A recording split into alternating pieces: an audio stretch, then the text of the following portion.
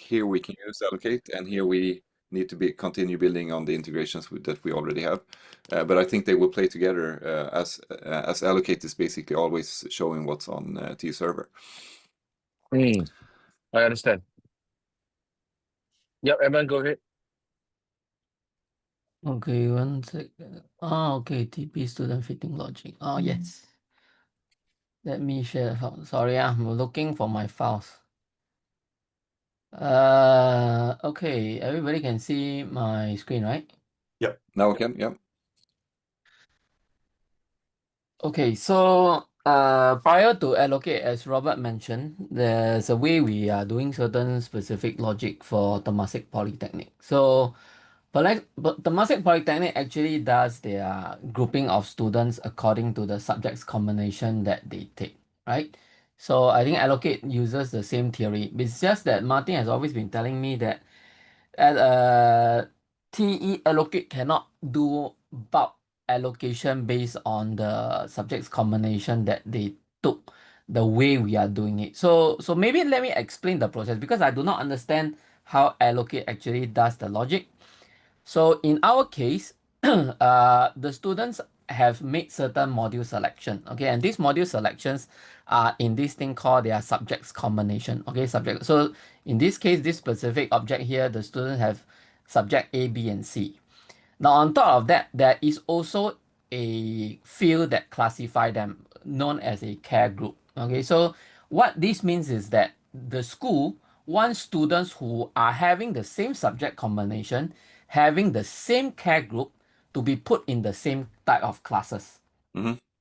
So that's a way of understanding what the care group is about. The care group is another field to group the students together because they want the students to have this subject combination to be under one specific classes. So it goes to says that if another student has the same subject combination A, B, C, but has a different care group, then this group of students will fall into their own classes, separate from another group of students having subject A, B, C, but has a different care group ID. Got it so far? Yeah, is the care group, is that unique for every combination of care group and subject combination, or do you need to combine the information about the subject combo and the care group?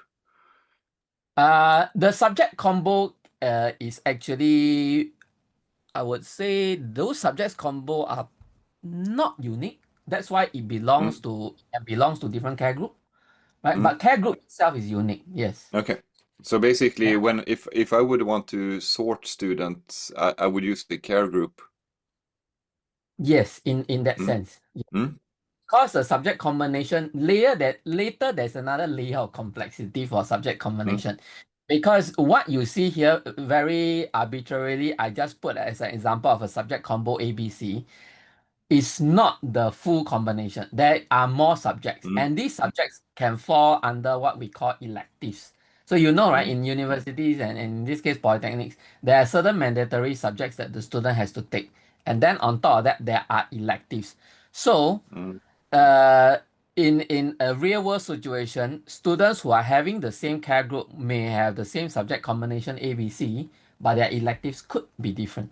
So that's the additional layer of complexity, which we will address in a later phase. So in the first phase, we look at only the mandatory subjects. Okay, so that's why you can see how this thing is. It's not so straightforward. There are two ways of treatment we do for student fitting. We need to look at core subjects and put these subjects or rather these classes for all the different care groups into their own classes, and then we look at the elective subjects thereafter.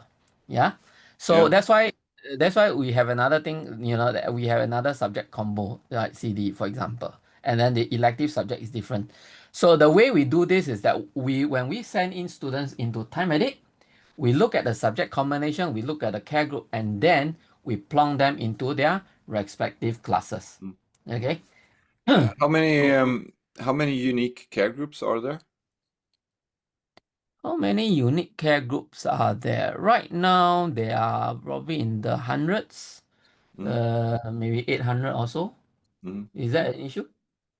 No, it might be. It might not be. In a typical subject, how many care groups, unique care groups, could you have for in one subject?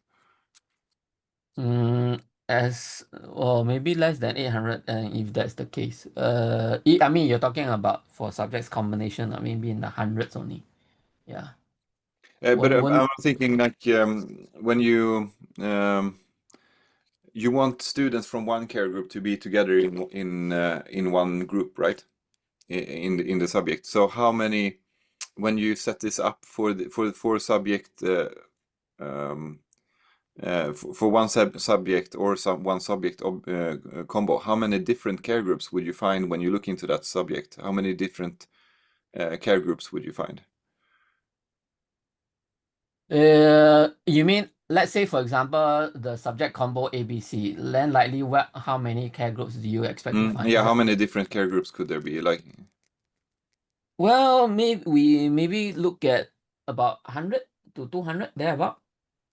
so that means that you, just I'm thinking that there needs to be some sort of automation or efficient data collection because um, um, you don't want to sit and say like this group, I want care group 1, 2, 3 to go into this group, and I want care group 1, 2, 3, 4 to go in that group. Because if you need, that's a lot of configuration to do if there are 100 different care groups in one module in one subject. That's basically what I want to confirm. Yeah, so the way the institution set up their data also has got to do with how we do the fitting. So in this specific fitting, the subjects combination, on the flip side where we send in data to time edit, right? Time edit side will have this thing called a class group info, right? A Mm. class group info. Now, please take note, class group info, care group, they are different, subjects combination different. But the student subject combo somehow ties back to this class group info, meaning the subjects combination here, let's say ABC, is very likely that there is a class group that has the same subject ABC. You follow? So I'm showing you here class group info, subject combination A, B, C, D, E, F, right? And then this is for care group 1, 2, 3, for example.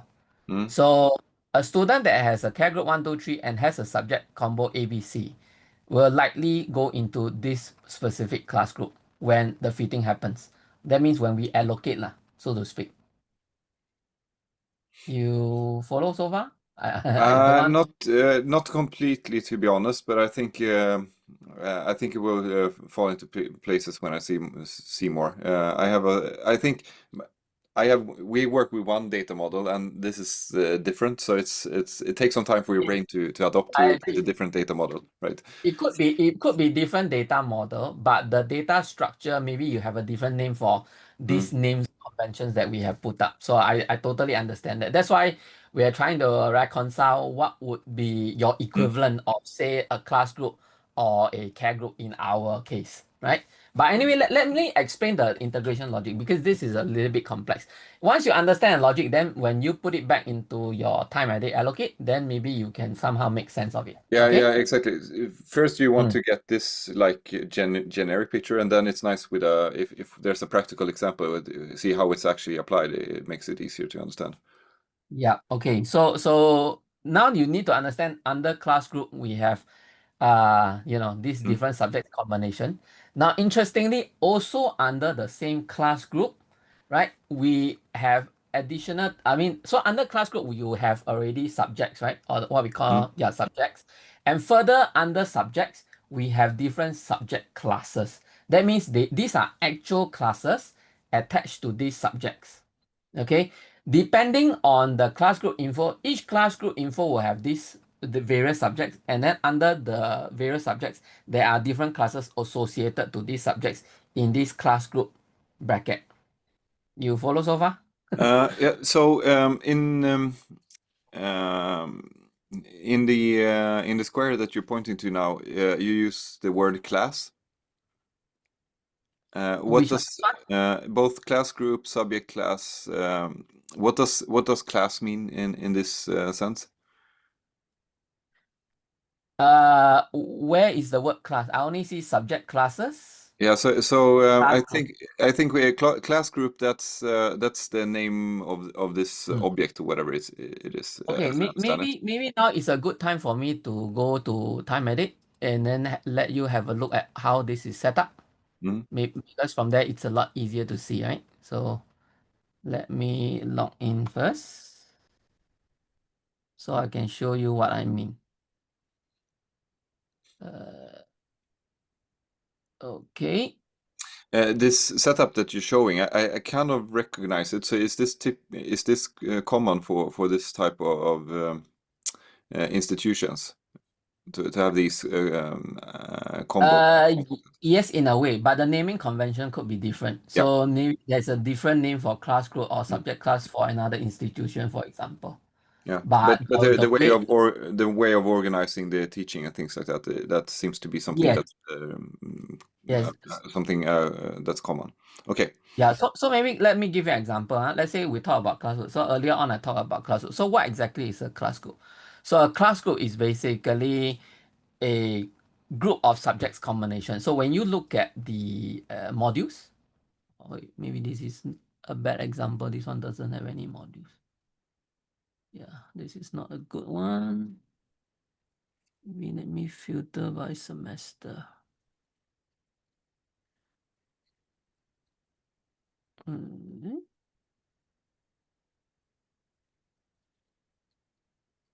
mm, mm. Okay. So you look at this class group, yeah, and you find that Mm. the related modules, these are all the modules. So these are all the subjects under this class group. Can you see? This is what I mean by class group. So a class group consists of a subject combination like this. Yeah. And on top of that, there are additional classes under these modules. So for example, let's say the module ACH1009. You can see that there is one, two, three classes under ACH1009, which is one of the modules here. ACH1009, this one. Principle in organic and physical chemistry. Mm. You follow so far? So in a class group, there is the modules or the subjects, and then on top of that, there is another related field which is called the subject class. Mm. So there will be more than one class for each of these subjects. So specifically, it could be having the lesson structure. It could so having that module, the student will also have a lecture, a practical, and a tutorial for that specific subject. Mm. But You is follow so far? this subject class, is that the object that you actually create the membership between student and is that the allocation object? Yes, Mm. yes. The subject Okay. class is the one that will have membership with the Okay. students. So now let's go to subject class. The subject class, That's what I would call yes, student group then, just to. Mm. yes, Good. exactly. So you look at the subject class now, you will find that if there are students inside, membership of a student, let's see, members. So you can see students here. This is a subject class, but there are 25 students in this class. Sorry, So that is I'm the just gonna bring up some paper. I think I need to start drawing a little bit to get the. yeah. I think I start understanding now. Yes, and it's very complicated. So you got to visualize it. Otherwise, it's very hard to understand. Yeah. This one. Let me know when you're ready, and then I will move on.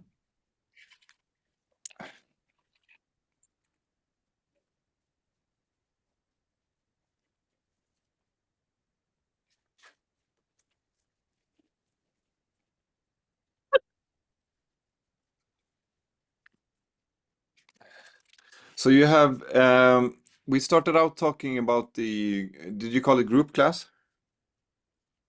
Class group. Let me share the screen again. This one. So you have student Yeah. record that has a subject combination, Mm.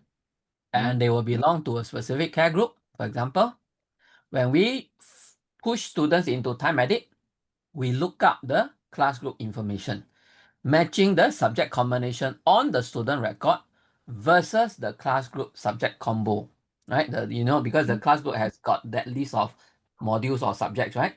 So once there's a good match, we will then make students a member of the subject classes under those Mm. subject combo.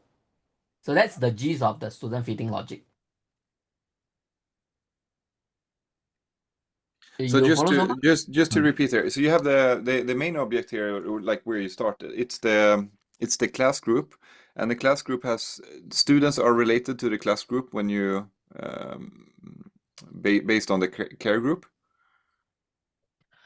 Okay, no. So at the very beginning, right, we set up class group and subject class information inside time edit. Mm? Students are not part of that setup No? yet. During student fitting, which is what we call the allocate process, we push the students into time edit. And through integration, we Mm? will look at the students' record of their subject combination and care group info Mm? and try and find a Mm? most suitable match for class group info, Mm? right? Yep. Once it is found and the students are under this class group, we will then push and make the member a member of the subject classes under these Mm. subjects. Mm. So that would be so the class group has its shouldn't use time edit, but it has its assigned subject classes so that if you're in the class group, then these it's like a package of groups that Mm. I fit this class group and then I get this package of groups. Interesting, because it's something that we're looking into how to create not just create those group packages that goes cross modules. So it's an interesting concept. Okay, I think I start to understand now. Mm. Okay, Do you but have any sorry. um, one thing that we haven't talked about here is conflict control. Is everything scheduled so that it's conflict free, so that you don't really need to care about that? Yes, so class group is the conflict object. So Mm, you notice that in my earlier sharing of mm, core, you will see that actually class group is the conflict object here. So when they schedule something, class group is being used. mm, So the class group becomes the conflict object. So if you schedule the class group all over the place, right? As long as you are in this class group, then you can be assured that the package of classes under the class group will be conflict free, mm, right? That's the logic, and that's how it mm, was set up. Yeah. So you don't will have to worry about mm. clashes because the class group will already make sure that there will be clashes in place. For So example, if so I make this, so you okay. can see these are all the clashes. These are the different subjects that has this class group in the timetable itself. Mm. So when let me just take a step back. I think I start to understand now, but I need to. So you you set up the class groups, you do all the scheduling, and then you start bringing the students to the system. And basically, you want to match a student with a class group, and there Mm, is nothing else to take into consideration. This class group, I think, because what I think we will get to is that then there are these electives and things like that, and then you need to kind of allocate those. But first, you start with assigning the big package of the class group. So yeah, there's like nothing else to take into consideration at this point, if I understand correctly. exactly. Okay, Exactly. and then what you do then is that you try to match the student towards the class group, and was that based on of course, the subject combo? So the class group will match a number of subjects that the student has selected through the program or something like that, right? Yes, but there will be some subjects that will not be 100% fit. So like I told you, right? So Mm-hmm. earlier on, the students could have a subject combo Mm-hmm. of A, B, C, and then they have another elective subject called Mm-hmm. Z. But the actual class group info that has been set up in the system only has, for example, in this case, A, B, C, D, E, F. So it takes into consideration A, B, C being the Mm-hmm. mandatory and more number of subjects for the students, and therefore try Yep. to fit the students in. But then there is still that elective subject or maybe sometimes a laggard subject. That means a Mm-hmm. student failed the subject previous term and this term they has to retake, but it is not considered as part of the initial setup. So the student has to go into another class group to get that subject Z Mm-hmm. sorted out. So that's the second part of the logic that we implement. So the integration does the initial part to push the majority in, and then we look at the elective subjects. Okay, So what there's I another don't understand is how does the care group come into play here? Is So, yeah, so as I mentioned to you, the care group is supposedly to group those students together. For mm, example, like maybe this year, you and me, we start on the same class, so we are buddies, right? But mm, going into year two and seeing that our subjects combination are still the same, the teacher want us to be in the same class.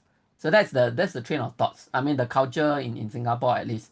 The idea is that as much as possible, if you're in the same cohort with the same subjects combination, they try and put you into the mm, same classes okay. because of familiarity and whatnot. Yeah. Okay, so but So mm, so the student gets a care group when they start at the school. yes, Mm. And then the class group gets a care group because you think that okay. Can I okay. I'm just because care group is the glue to make sure that mm, the students, when they are fitted into a class group, still stay together. Because if you don't have a care group info, the students could go into a different class group even with the same subjects mm, combination. There is a yeah, likelihood that might happen because the logic cannot discern between whether you guys are classmate buddies or not, right? You need that care group as the information mm, so that you can stick the students group together. Without which I may be, if without the care group, I may go into, say, class group A, which has combination ABC, and you could possibly go into class group B, which have also combination mm, ABC. That is a likelihood. mm, So that's why we have care group in order to group the students who are supposed to be in the same classes together. yeah. Wait, do you know what would be the average size of of a class group? Between 25 to 30. Mm, But that number, I mean, it is varied lah. But typically that is the care group size. mm. So, And but also, basically, and could there yes. be multiple? I'm just trying to understand here the scale of things.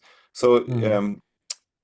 when you start to do the fitting, either you do filtering, like, okay, here's Robert, he's care group 1, 2, 3, so give me all class groups that's care group 1, 2, 3, and then you will try to find the subject combo that matches me, or vice versa. You start with a subject combo, and hopefully there's at least one care group that matches.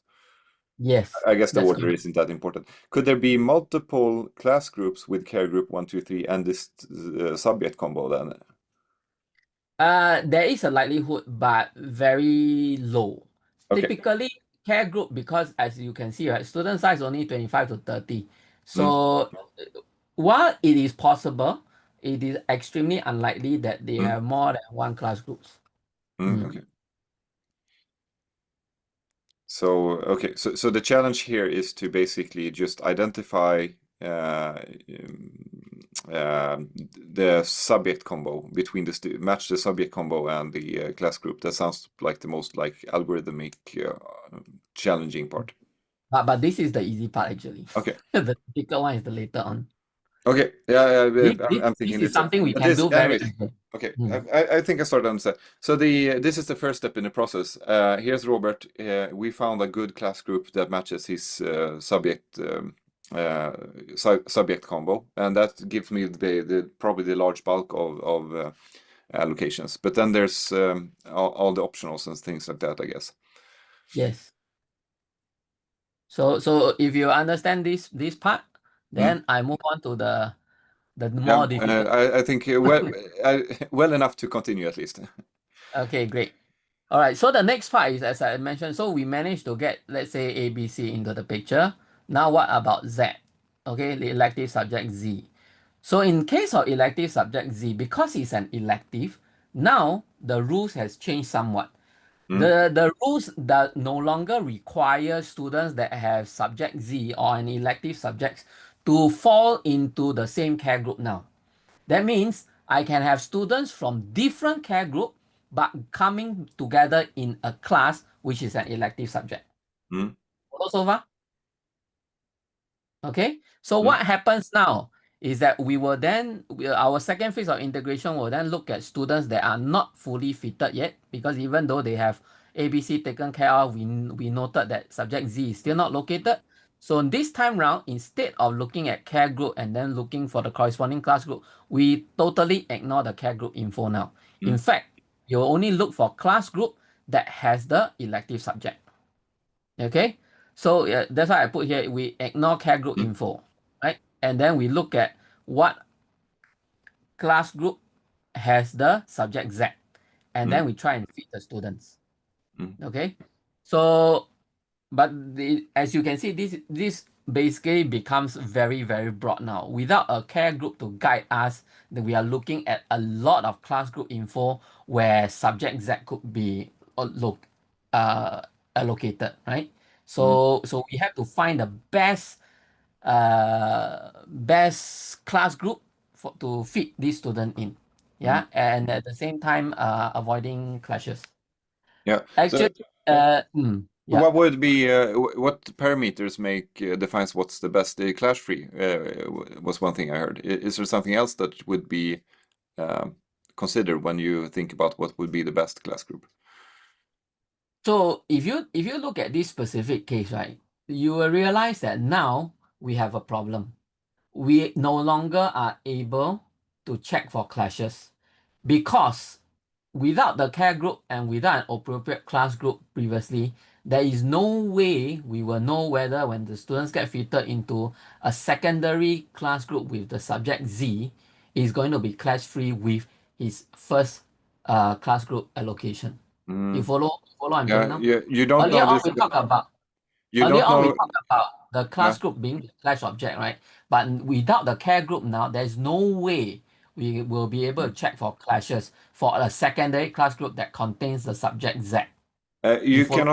cannot do that when you do the scheduling, but you can do that when you do the allocation of the students, because then you know the schedule, right? Yes, exactly. Which is And where allocate that's comes in basic. very That's nicely basically for the this. problem that Allocate tries to solve. That to try to the student has these combinations, and it will try to find a solution with a conflict-free solution for as many students as possible.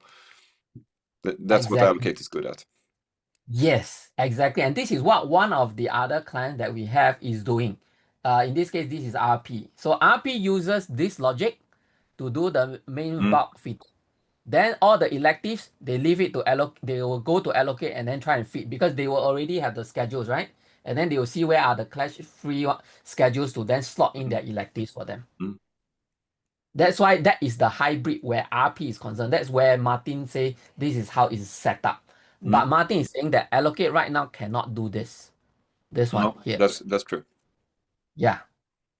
So I think you get the big gist of it. I don't want to go too deep into the thing because that whole thing is quite there is a whole lot of logic that we have to do this. So I just give you the big picture so at Mm, least you clearly understand how mm, our integration work and where allocate comes into play.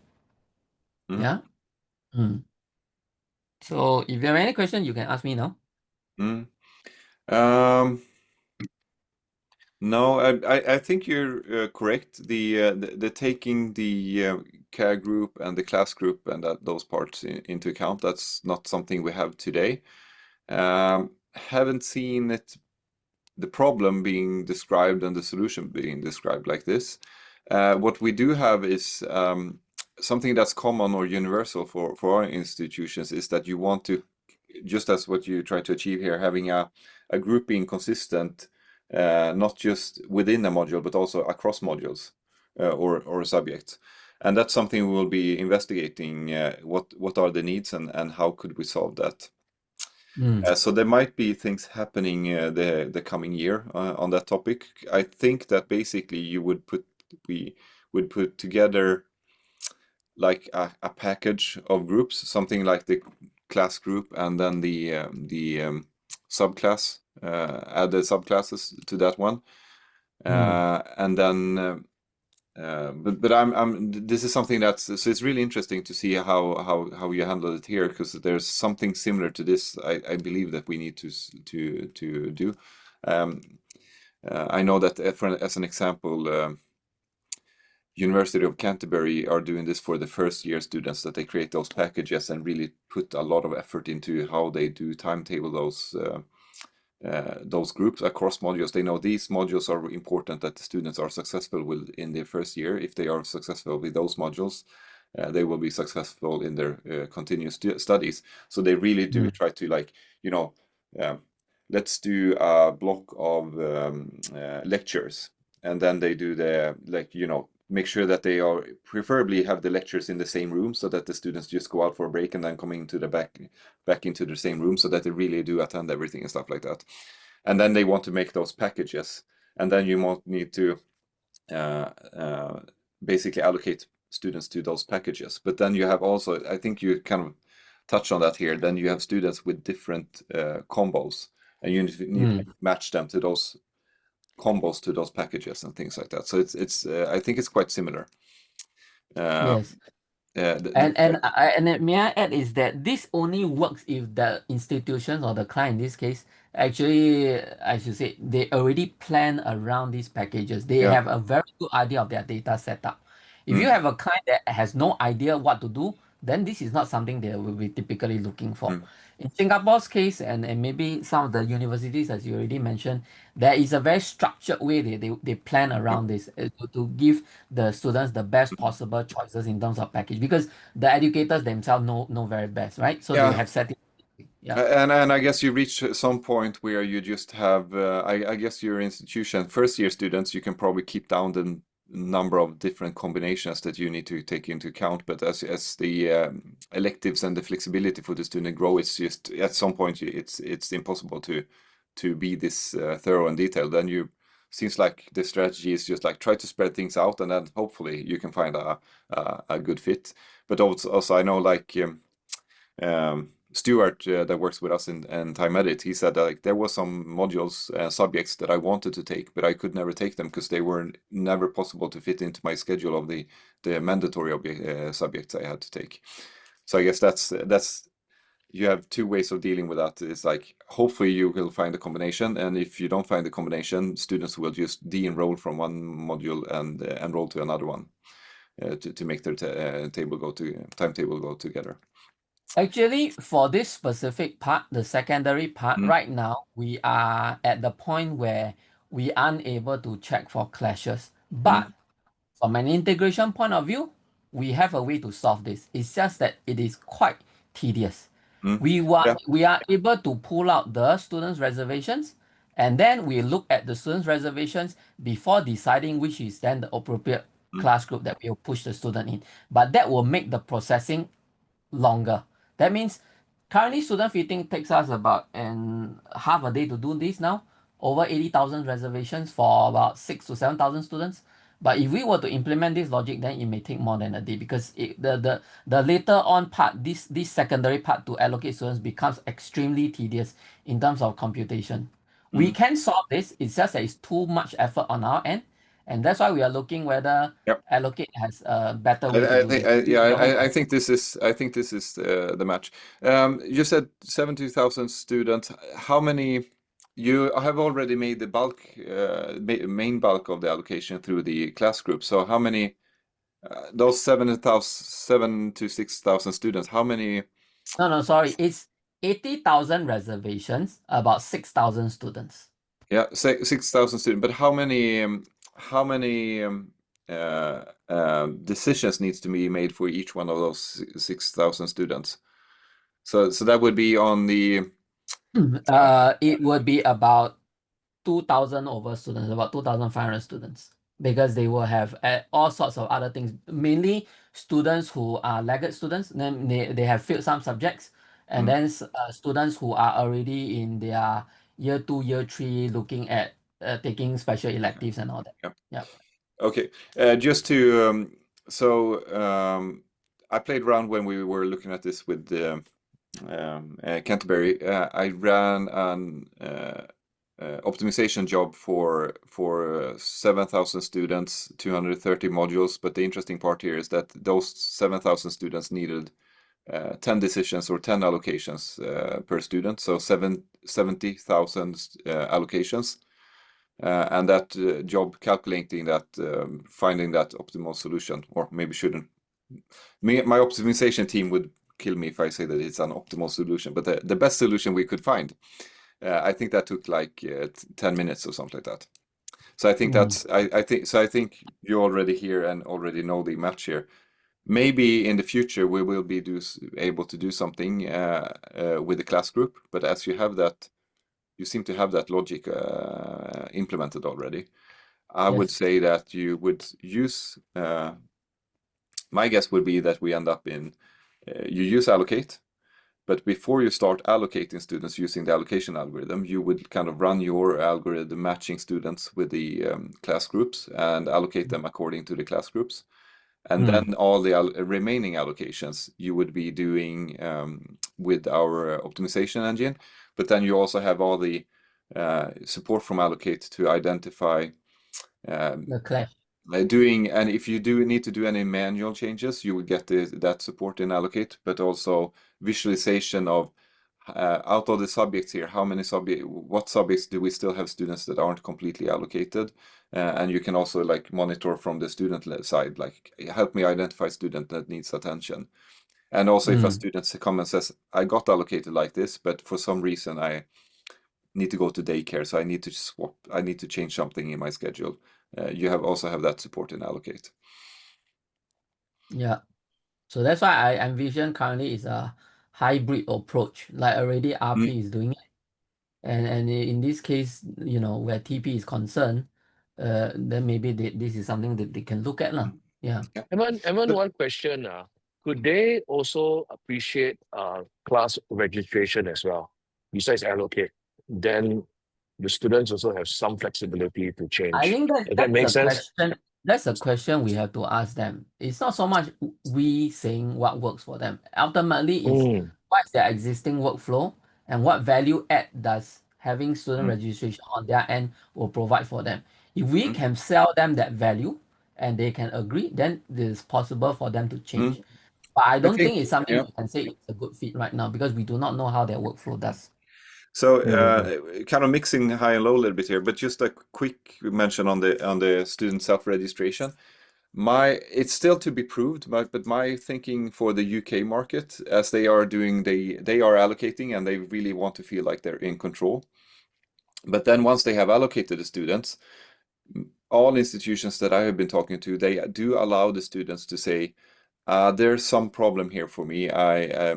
For some reason, I would need to swap from this group to that group to improve my schedule due to daycare or work times or something like that. And typically, they do that by email, sending forms, and things like that. And so my thinking is that for the UK market, one way to go forward with like being more student centric and giving more freedom to the students would be to allocate all the students and then use the self-registration interface to allow them to change the groups. So, okay, if you're not happy, we put you in, and most students will be happy with this, but if there's some problem, you can use this interface to change groups. We will show you the schedule, what it looks like now, and what it will look like when you do this change, and we will highlight if you put yourself into any conflicts. And if you set up any rules, you can make sure that those are also applied to the students when they are in the registration interface as well. So that would basically remove, all that on the UK market at least. It turns out that they spend quite a lot of time handling all these emails and forms. And that's where I think that we can go forward with the self-registration that we can probably automate or like relieve you of doing all this tedious work of handling the change requests from the students and just let them um, change themselves. So that might be one way forward with the customers here too. Also makes it because then they're in control all of the time. They get the main allocation in place, and then they can keep the control. But yeah, let's get back to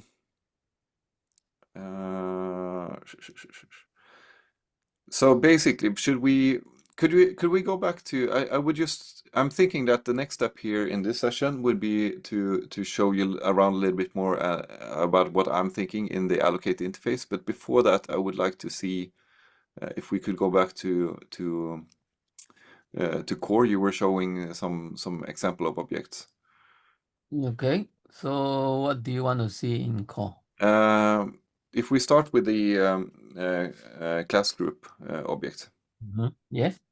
Yeah, and then this class group object, if you open that one up, Mm-hmm. and you would match a student to this class group object. Would you create a relation between the student object and the class group object, or how do you? No, no, we do not create any relationship between student and the class group. The main thing is that we use class group information in order Mm, to match the students. And once the okay. match is found, then we make students a member of the subject classes instead. Mm, Nothing to do with the class group. Because as you well realize, right? Class group was used because class group is a representation of the students actually, mm, right? Before students actually get pushed in. So okay. class Yeah. group was used as the class object because Mm, student is the class. yeah. But But it. after the initial scheduling of the classes, class group is no longer used after students get fitted Mm, into the mm, classes because that's the timetable already. We don't care about class group actually. We now look at subject class because subject class is the actual class and it's in subject class that you will see the students membership. mm. And Yeah. then if you do the relation and just filter on the subject class, I would just want to see. So you filter on what? If you under relations, you see all relations. If we could just filter so that we see the subject class relations. Hmm. So you would have LA, could that be lecture? No, lab maybe? Yes, yes, it's a lecture. LA is a lecture. PA is a practical. TA is a tutorial. Okay, yeah. So then you have a number of different tutorial.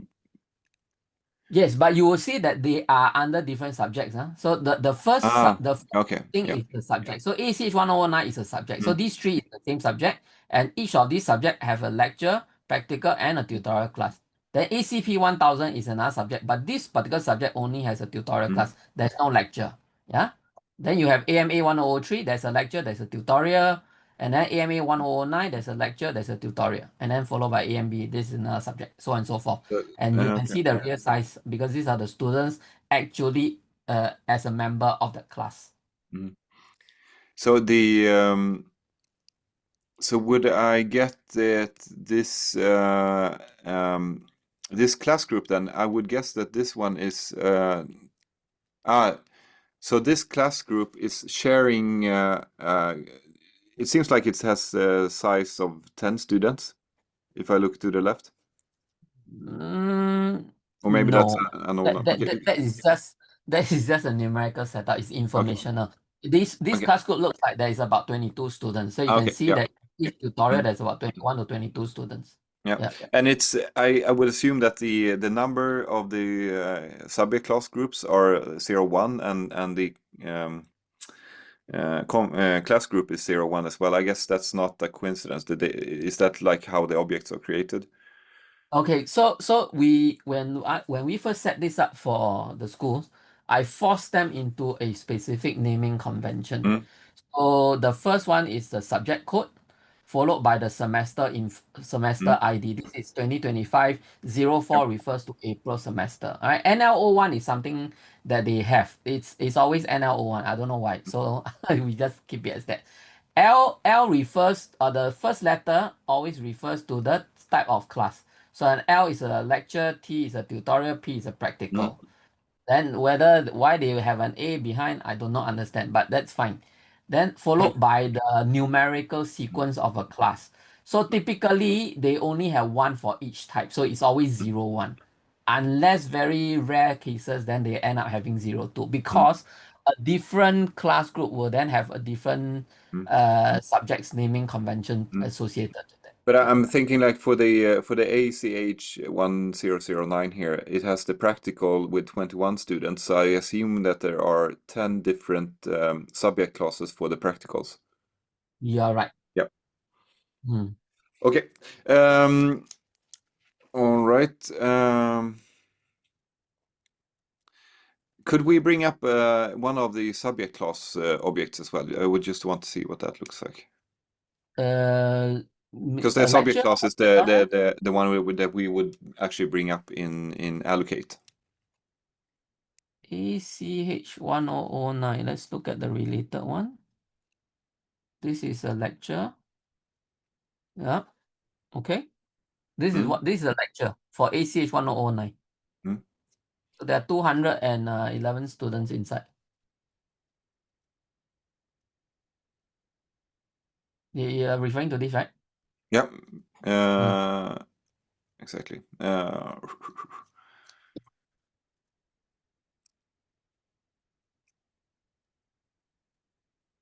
Mhm.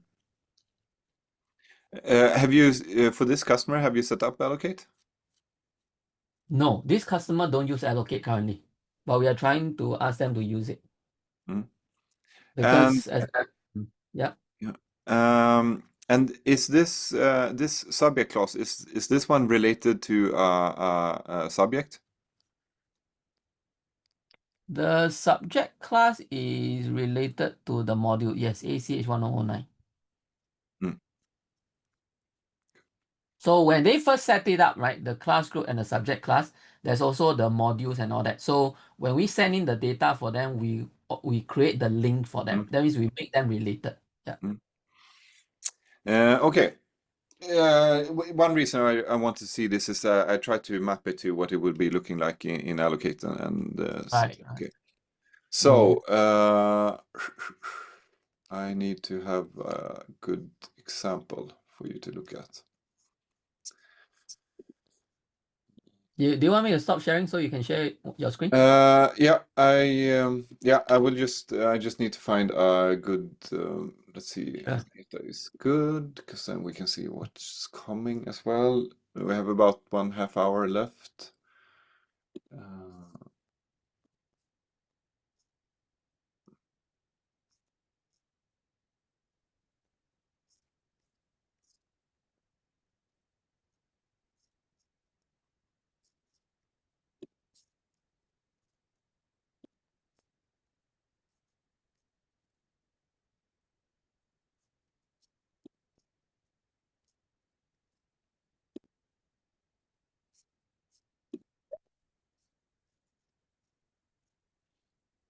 Okay, here's one good. There are still. Okay.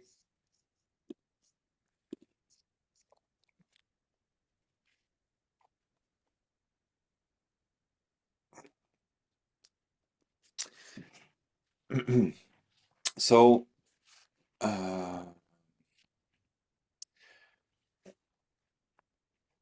you have been looking some at Allocate at least. Is this for the rest of you? Is it new or do you know the interface?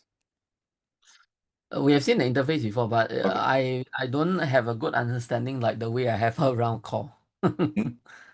Okay, let's go through because I think it's good to understand what we're trying to do here and achieve.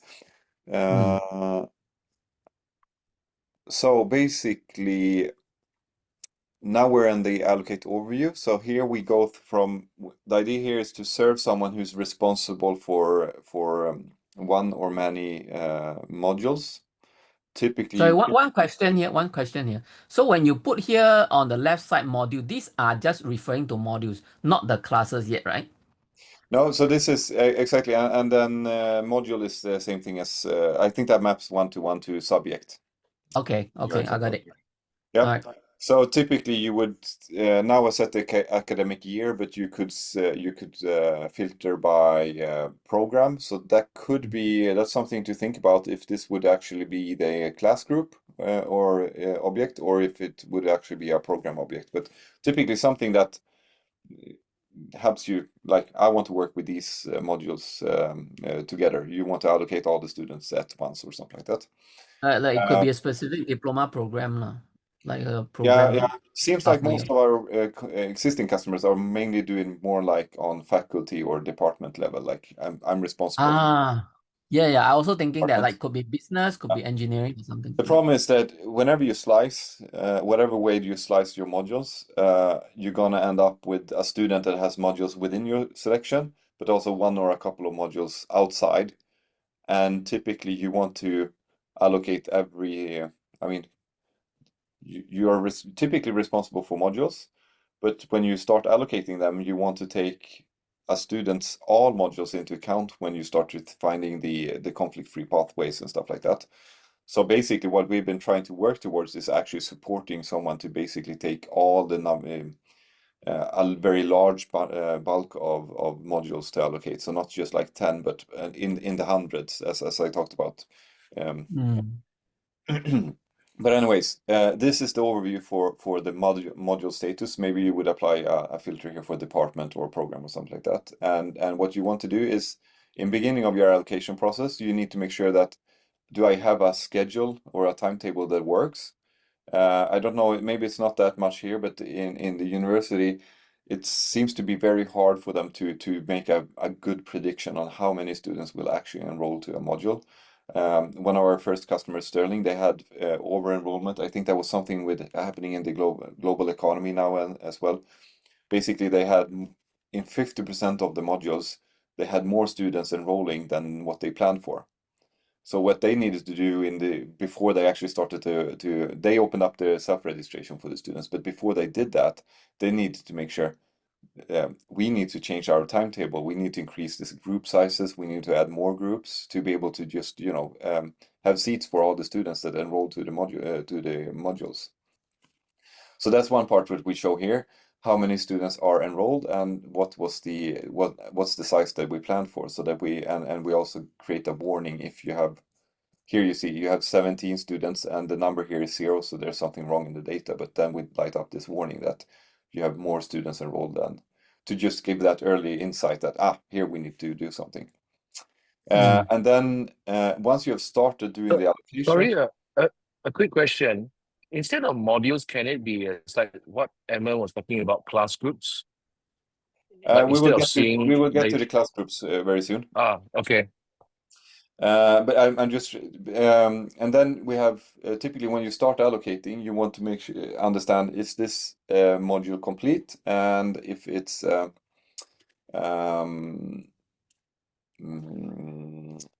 typically, at least on the universities, students deregister from one module and registers into another one to adapt it to schedule and things like that. So once you've allocated most of your students, then the enrollment data changes over time. You have latecomers and things like that. So then we want to make it easy to identify, this module needs to, this one, all the students in this module aren't fully allocated. So either you have a problem with your capacity or conflict, or you just have new students showing up at the module. So that's this column here. We will actually redesign how this is presented, but basically, at this level, we want to give a user a good overview of, do I have the capacity needed, and are the students allocated, are the modules completely allocated or not?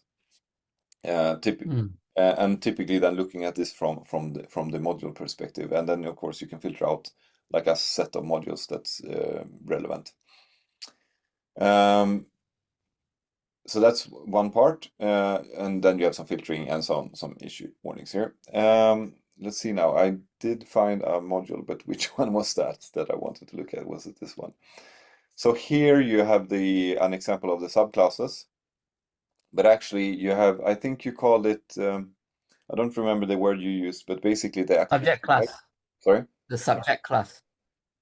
Yeah, exactly. But it's actually one level below here. So here we see the types like lecture and lecture 2. So there are 2 different types of lectures for some reason. And then we have subject class type. This is what we call a subject class type. Yeah. Not subject class itself, but the subject class type, because you classify them lecture, seminar, tutorial. Yeah. Yeah. So here you can see that there's only X1. That means that there's only one subject class group. Okay. Subject class, yeah. So then we automatically allocate the student to those, because there's no option, no decision that needs to be made.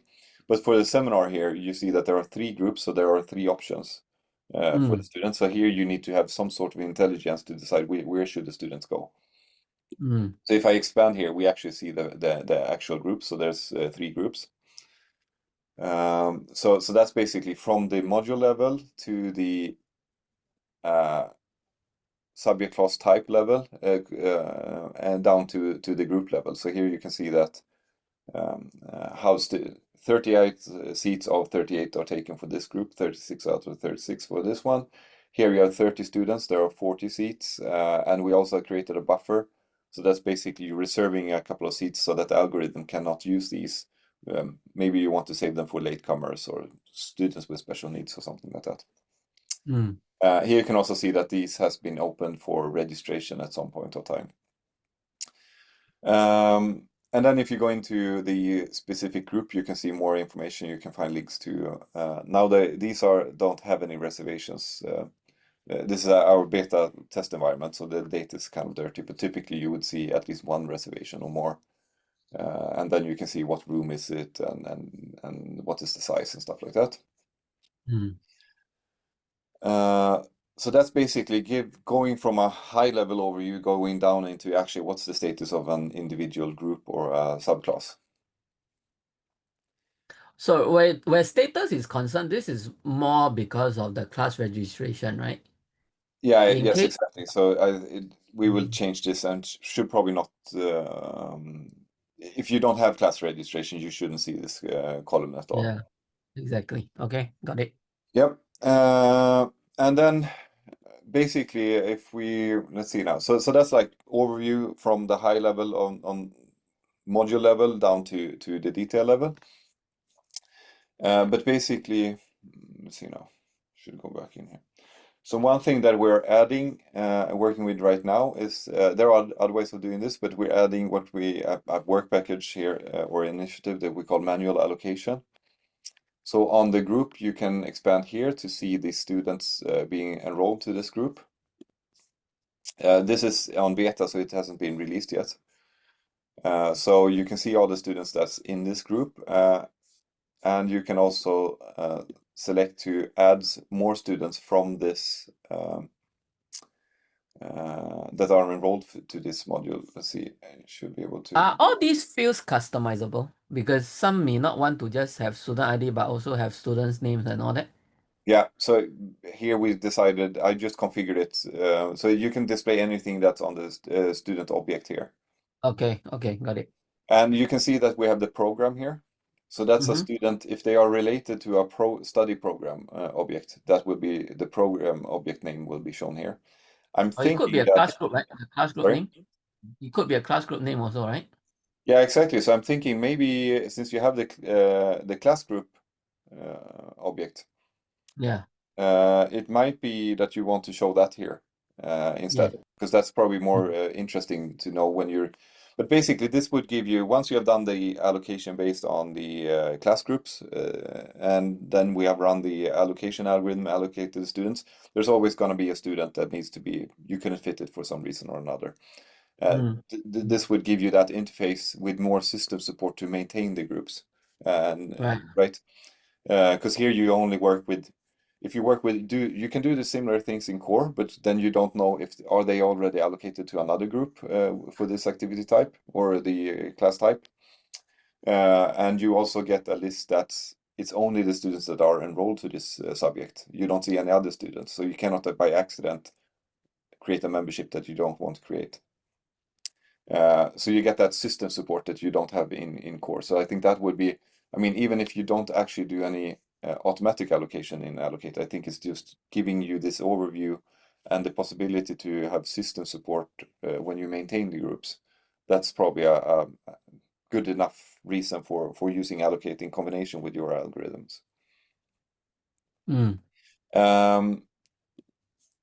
So that's basically, now we're doing this and looking at it from the module point of view.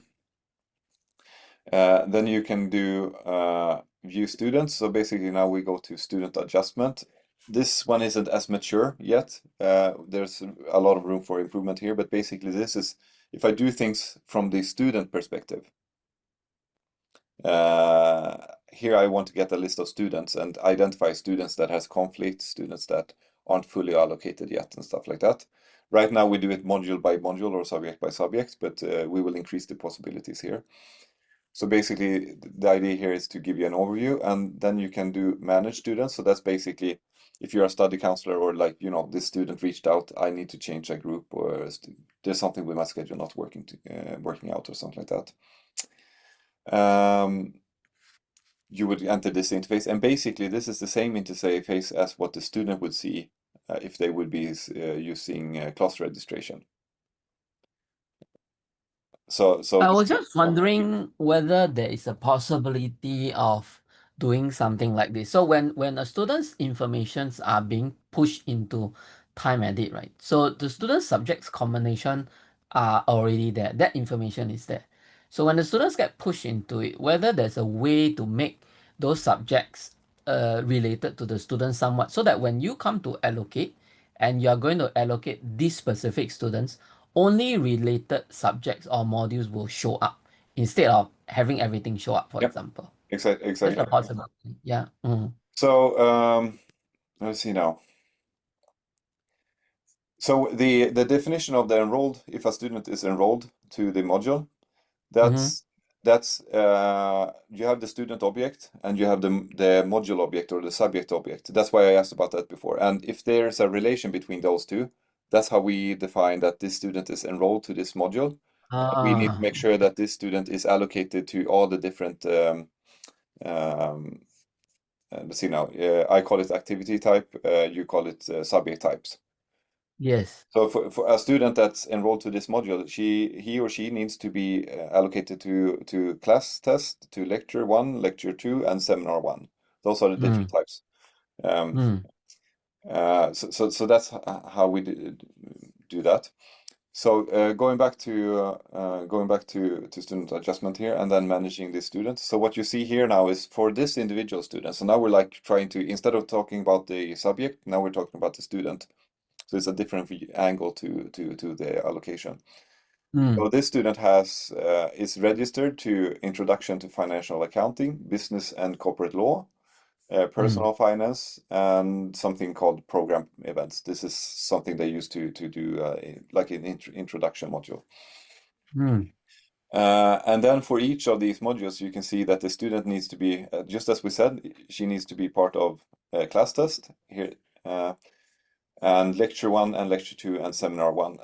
So unfortunately now, these are not scheduled, so there are no reservations for them, so we don't see anything here, which makes it a little bit hard for you to imagine what it actually looks like. So if there is a reservation, then on the right-hand side, it will show up with that reservation. Is that what you're saying? Yeah, so if you remember the seminar, there were 3 seminar groups. So if they would have been scheduled, you would see the 3 different seminar groups here on a list. And then you can plan which seminar that student Yeah, will exactly. take. So then you can select which one of them. You would have the information about times and things like that. And you could also go to the calendar, so we would visualize when are these exam groups in time, and also show everything else that you're allocated to, so that you could really see, does this fit? Would any of these 3 seminar groups have conflicts with anything else? That would show here, so it would be a exclamation mark saying there's a conflict. So when saying that the student is registered, it doesn't mean the student is allocated. It just means that he or she is related to that subject. Or that No, so nomenclature here is a problem. So when we're in the allocate view, we're talking about allocating students. But from the student perspective, we chosen the wording register, so you register to groups or register to classes.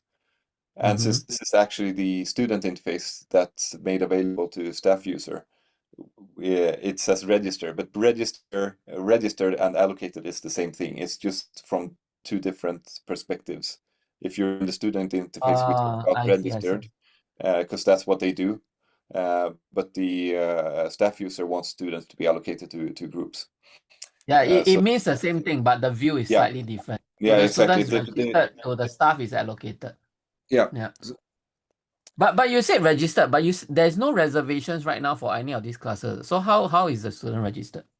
Yeah, so if we go back here, so you have the groups already, but you don't have any reservations. So that's actually a little bit of a flaw in our system, that we're not showing things that doesn't have reservations, but that's something we should fix. So the students are actually already allocated to the groups, but there are no reservations for them. So technically, the process can only be completed only when reservations is there. Otherwise, currently this is what you call partial, because you have allocation, the logic is there, the data is there, but it's not reflected. That's the problem, right? You're saying. Mm. So I know some customers, they do different modes of scheduling. So sometimes you schedule and then you allocate students, but another way of doing this is to You actually allocate allocate before you students and schedule. then do the scheduling and using the students as a conflict object. So the, there's we support both possibilities. Let's say it like that. Okay, but you just now you made an interesting comment. You're saying that you use student as the conflict object. No, So I shouldn't say I mean, the vast majority, they do schedule with one conflict type, conflict object that kind of represents a group of students. so Uh, class group lah in our case. yeah, exactly. So you but you could do if there for some reasons it makes sense to you to do it the other way around, you could allocate students to the groups and then use the students as the conflict object when you do the scheduling. If that sometimes that would make sense, but it's not the common way of doing it. Yeah, it's not But common. we do. I'm just trying to say that we do support both. Okay. Okay, so. Um, but yeah, the focus here is, I mean, what is the artifact of Allocate? It's students being members to Class. class objects, right? Mm. And that's really the focus. And then sometimes I provoke people by saying that reservations, that's just metadata to be able to decide if there's a conflict and see room sizes and things like that. Yeah, typically it's important for you when you make your decision of where to put a student, but the important part is to create the membership in between here. Yeah, let's skip that. It is a lot easier to understand this, especially the student adjustment part, when you actually have reservations. I'm thinking about maybe switching to the demo database where I know that we have proper data.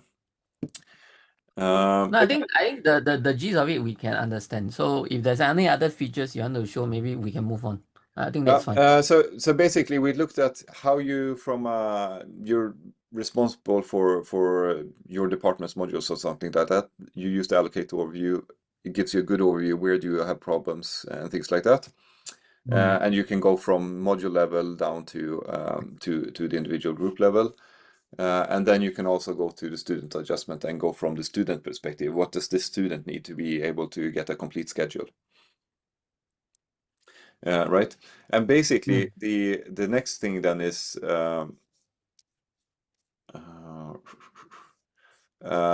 let's say that you have run the allocation based on the class groups, and then you have those electives left. Basically, what you would do, you would probably try to get down to a smaller subset than 3,565 modules. But basically, you would do, I will just do a couple here. So you would generate a proposal. So either you do it based on the ones you selected or all modules that you have the filter for. Let's see if I just do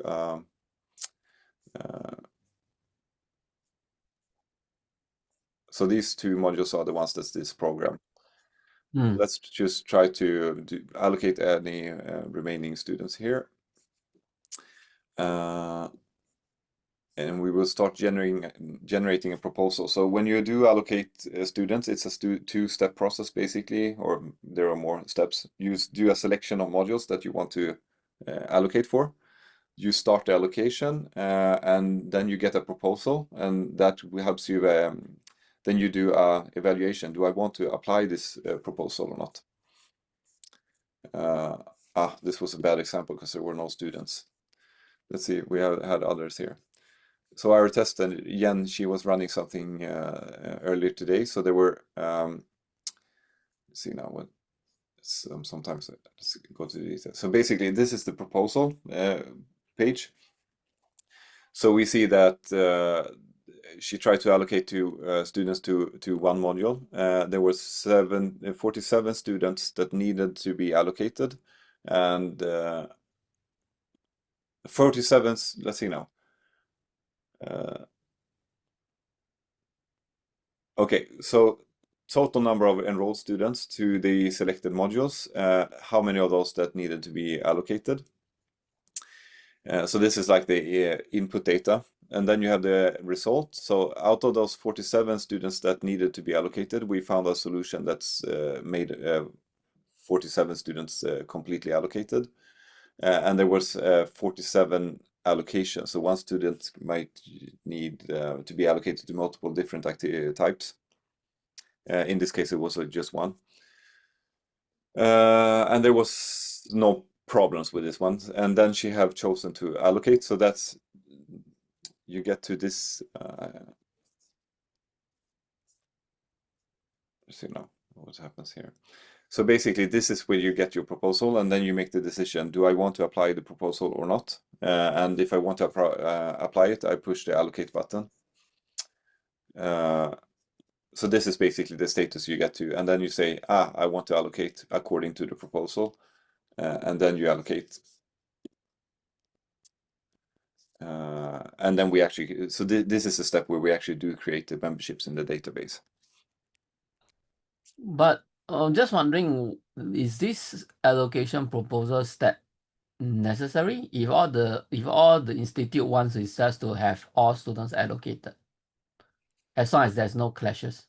So why would No, I think I mean, if you're running a really big allocation, it's probably not a problem to have this intermediate step. But I think that one of the things that we would do is to allow the user to configure, like when you're starting the job, to say like, once the proposal is ready, apply the proposal as well to kind of remove this intermediate step.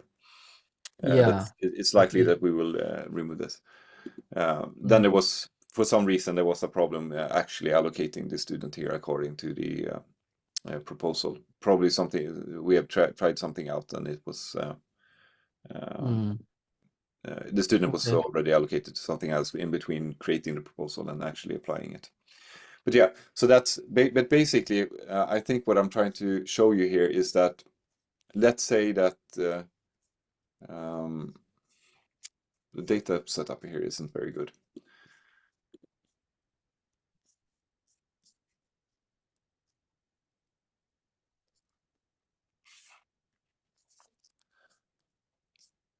I'm screen sharing, right?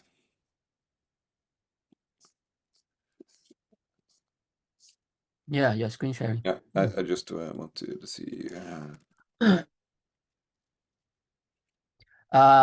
Because I don't know if you would be able to stay on the meeting, but if it's in the interest of time, I do have some questions later on, so maybe we can put aside 5 minutes or so.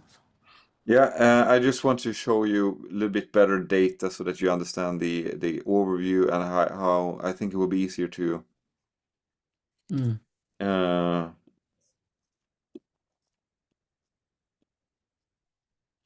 see if I can.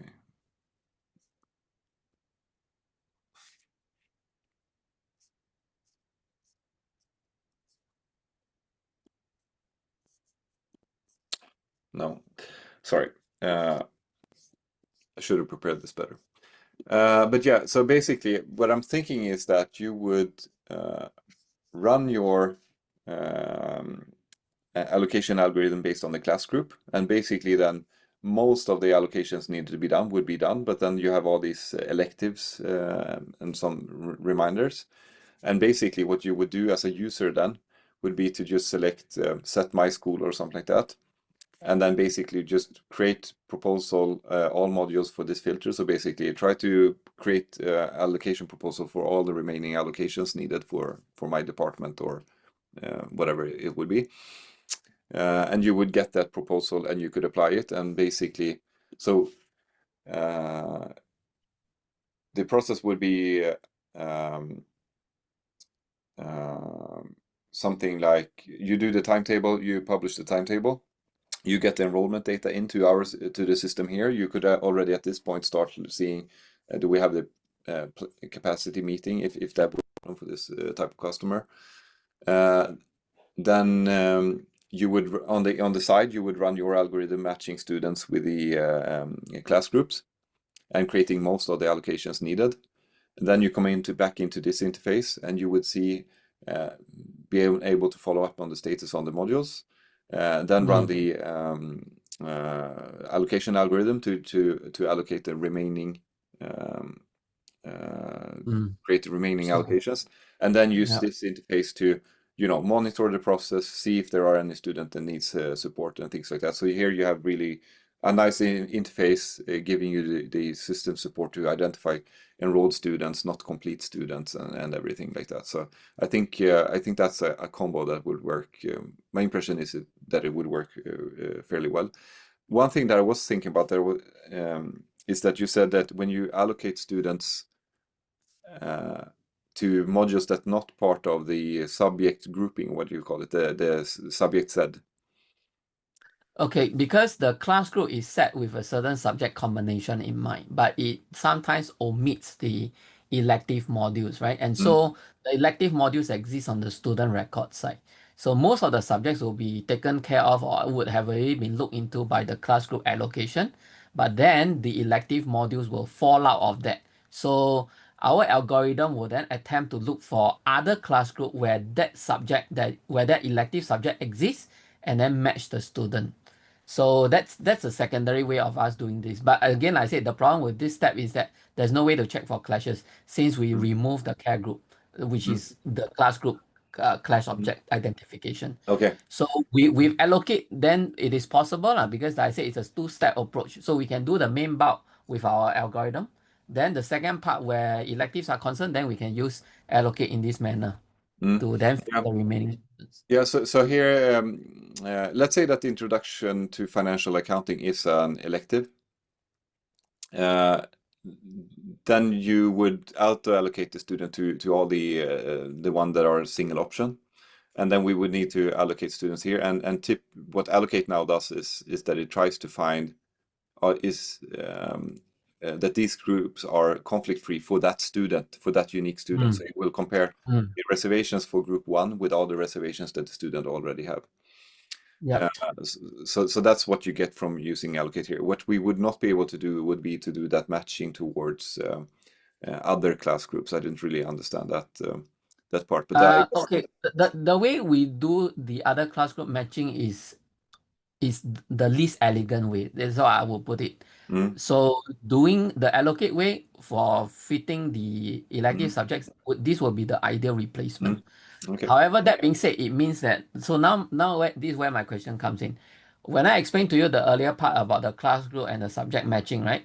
Is this something allocate will look into for future? Because right now you're saying this is not possible, and Yeah. which our integration is taking care of. You mean the class group part? Yes. Is that Um, something you are developing? yeah. So how you phrase the problem is kind of new to me, but I think that the solution that we're looking towards might or might not be the same thing. But basically, we need to identify a way of how do we define this package of groups, like Mm, what we talk, similar to what you do here and what Canterbury talked about. But also, it's quite common that you want to do like for nursing.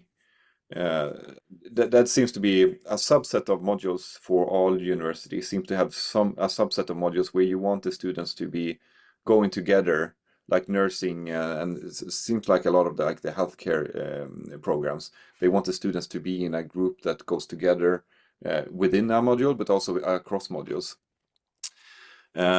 So we need to find a way of defining a package of groups where you want to keep that group consistent. And I think that when you start going outside a module, you need to start thinking about the combinations of modules that the students are taking as well. So it might be that we actually need to solve the problem that you have here and that you have solved already, or that we will do parts of it only. I don't know that at this point. okay, so that's fine. So I would say I myself I would envision short to mid term. I think it would in order to satisfy a lot of our customers' requirement, it would be a combination of our Mm, integration plus allocate in order to solve this student fitting puzzle. Because mm, it is a complex problem. When we were tackling it, it was quite a big issue, and it took us a lot of iteration before we mm. nailed down the logic. The other question I have is that currently when you do this bulk allocation, like you say, okay, allocation proposal and all that, what is the logic that determines which students get allocated first?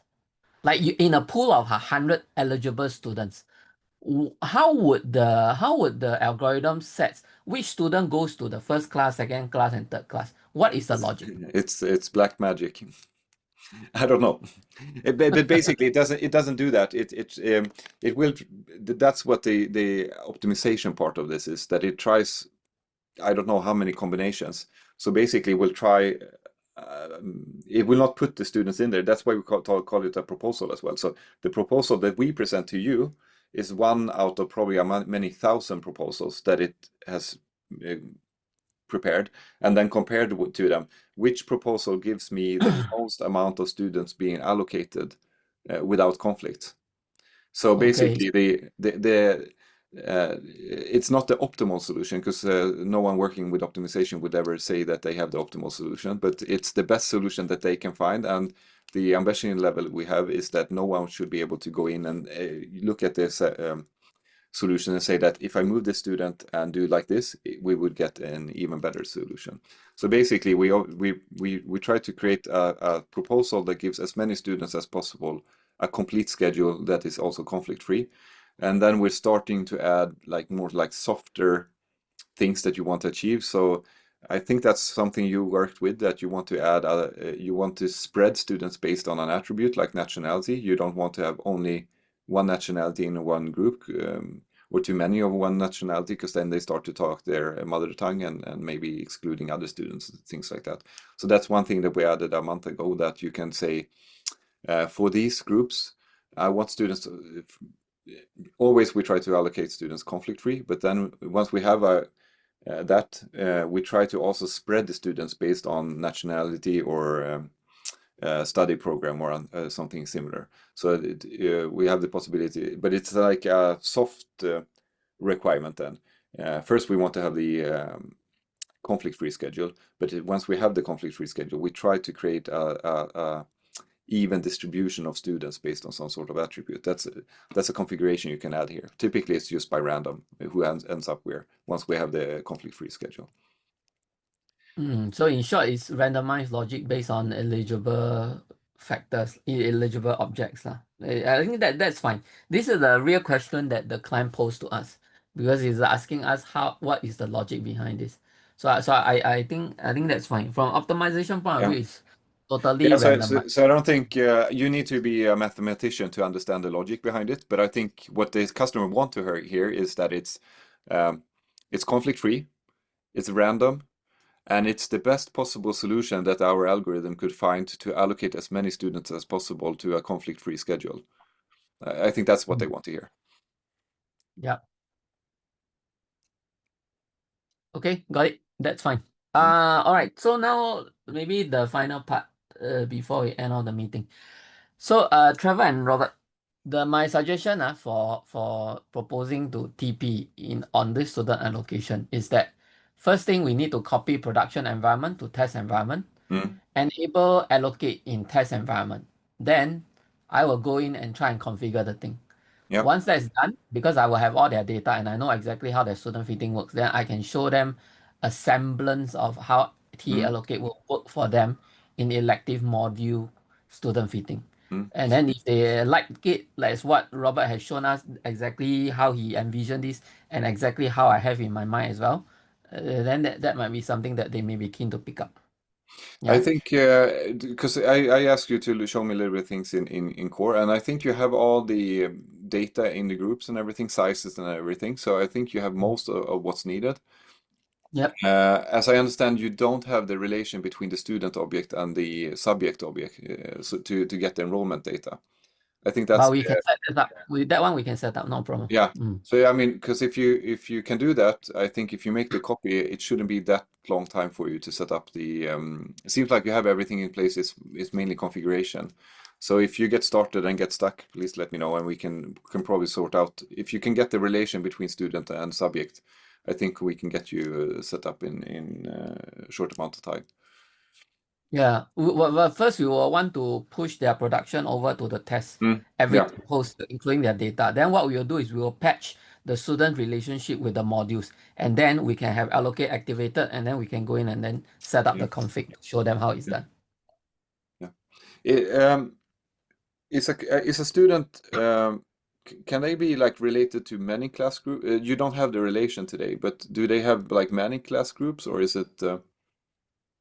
No, normally our students will only have relationship with a handful of class group, but Mm, the common one is 1:1. It's very, mm, very rarely that is 1:a okay. lot.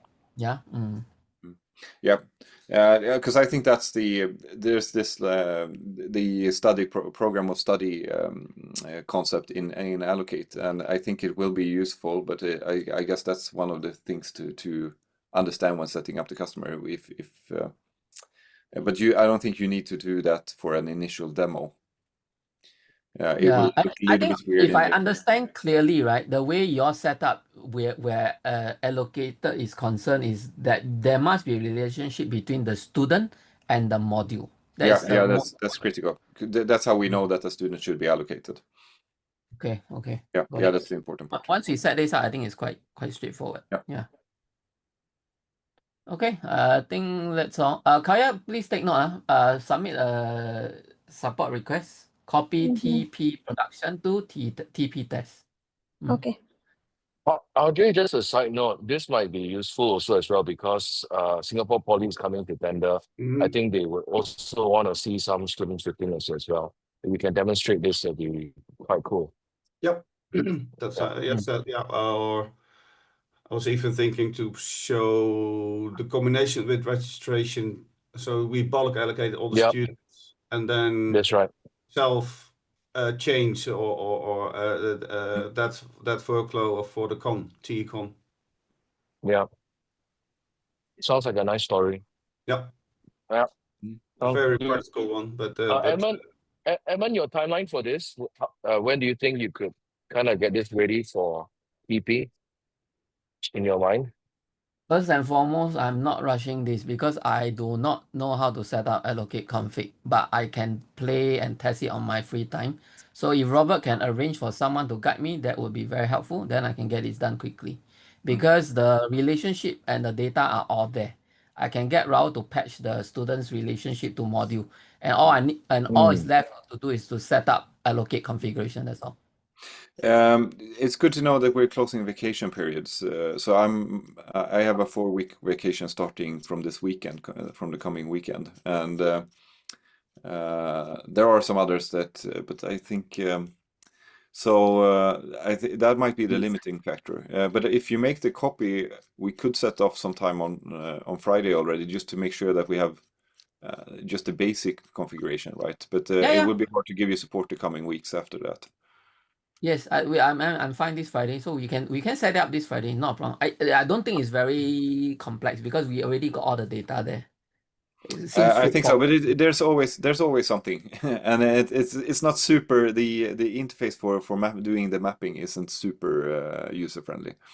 I see. Okay, But but I think you as don't long as need to we be set up worried. the basic. But Mm, do expect that you will need support. okay, I'm not that worried, but you will save a lot of time by getting some support. yeah, for sure. Okay, good stuff. That's all from me, I guess.